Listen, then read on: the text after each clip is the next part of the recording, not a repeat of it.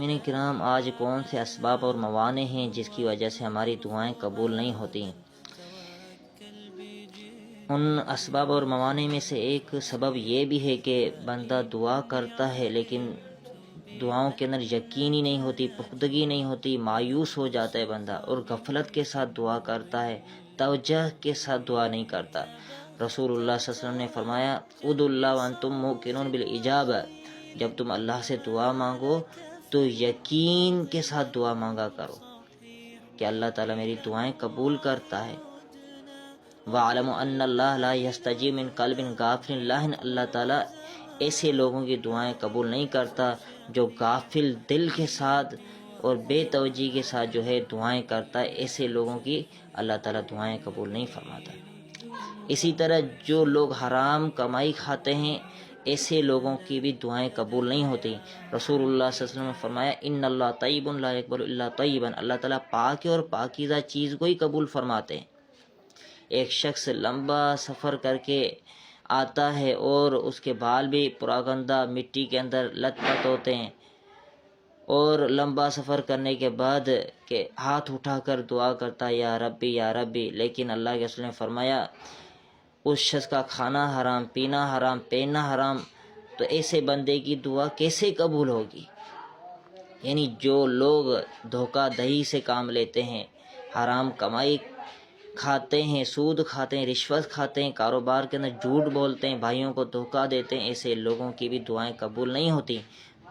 دعا تو افضل عبادت ہے، جو حرام کمائی کھاتا ہے ایسے لوگوں کی عبادتیں، فرائض نوافل بھی قبول نہیں ہوتے۔ اسی طرح جو لوگ دعائیں تو کرتے ہیں لیکن دعاؤں کے اندر جلد بازی سے کام لیتے ہیں، اللہ رب العالمین کی تعریف بیان نہیں کرتے اور رسول اللہ صلی اللہ علیہ وسلم پر درود نہیں پڑھتے، تو ایسے لوگوں کی دعائیں بھی قبول نہیں ہوتی۔ حضرت علی رضی اللہ عنہ فرماتے ہیں کل دعائیں محجوب حتی یصلی علی محمد صلی اللہ علیہ وسلم، ہر وہ دعا روکی جاتی ہے یہاں تک کہ محمد صلی اللہ علیہ وسلم پر درود پڑھا جائے۔ یعنی جس دعا کے اندر اللہ کی تعریف اور آپ صلی اللہ علیہ وسلم کے بارے میں درود ابراہیم نہ پڑھا جائے تو ایسی دعا بھی روکی جاتی ہے۔ اور اسی طرح رسول اللہ صلی اللہ علیہ وسلم مسجد کے اندر بیٹھے ہوئے تھے، ایک شخص آیا، اس نے نماز پڑھی، نماز پڑھنے کے بعد فرمایا رب اغفر لی، رب اغفر لی۔ اللہ کے رسول نے اس نمازی کو کہا تو نے جلد بازی کی ہے، سب سے پہلے آپ اللہ کی تعریف کریں، اس کے بعد درود ابراہیم پڑھیں، اس کے بعد اللہ سے دعائیں کریں۔ یعنی جو لوگ اپنی دعاؤں کے اندر اللہ کی تعریف اور درود ابراہیم کو شامل نہیں کرتے، ایسے لوگوں کی بھی دعائیں قبول نہیں ہوتی، کیونکہ وہ جلد بازی کر رہے ہوتے ہیں۔ اسی طرح جو لوگ نیکیوں کا حکم نہیں دیتے، برائیوں سے نہیں روکتے، تو قریب ہے کہ ایسے لوگوں کی بھی دعائیں قبول نہ ہوں۔ رسول اللہ صلی اللہ علیہ وسلم نے فرمایا مروا بالمعروف وانہوا عن المنکر قبل ان تدعوا فلا یستجاب لکم، نیکی کا حکم دو اور برائی سے منع کرو اس سے پہلے کہ تم اللہ تعالیٰ سے دعائیں مانگو اور اللہ تعالیٰ تمہاری دعائیں قبول نہ کرے۔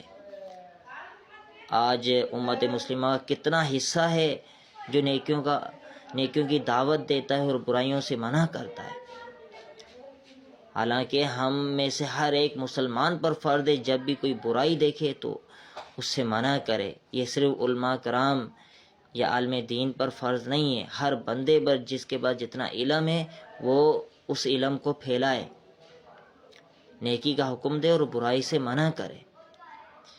تو یہ اسباب اور موانع ہیں جن کی وجہ سے آج ہماری دعائیں قبول نہیں ہوتی۔ جلد بازی اور مایوسی، نا امیدی، یہ بھی رکاوٹ بنتی ہیں۔ بندہ کہتا ہے یا اللہ میں کب سے دعائیں کر رہا ہوں، 1 مہینہ ہو گیا، 2 مہینے ہو گئے، 1 سال ہو گیا ہے، میری دعا قبول نہیں ہو رہی۔ تو جب بندہ مایوس ہو جاتا ہے تو ایسے لوگوں کی بھی دعائیں قبول نہیں ہوتی۔